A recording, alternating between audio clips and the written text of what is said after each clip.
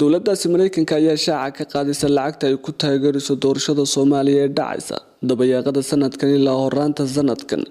Safiirka Mareykanka Somaliya shalay toolo shir jiraayad oo dhanka muuqaalka internetka ah u qabtay suxufiyiinta Muqdisho ayaa sheegay inuu qabanayo doorashada Somaliya ayna diyaar tahay lacag dhan 6 milyan. waxaanu haynaa lacag aanu ku caawinayno doorashada taasina ay dhan tahay qiyaas ahaan 6 milyan. 4 milyan oo kamid ah gacanta ayaanu ku haynaa. Danjiraha ayaa sidoo kalena sheegay inuu doonayo in doorashadu ay ku dhacdo waqtigeeda, taasina aanu kala hadlayno madaxweynaha iyo gudida doorashada soo socota. muhiimadeedu waa qabashada doorashada waqtigeeda, waana inaanu aaminaa tan waa mid aanu kala hadlayno madaxweyne Farmaajo iyo sidoo kale ra'iisul wasaaraha Xasan Cali Kheyre iyo beesha caalamka. muhiimada ugu weyn waa qabashada doorashada waqtigeeda, ayuu yiri danjiraha Mareykanka.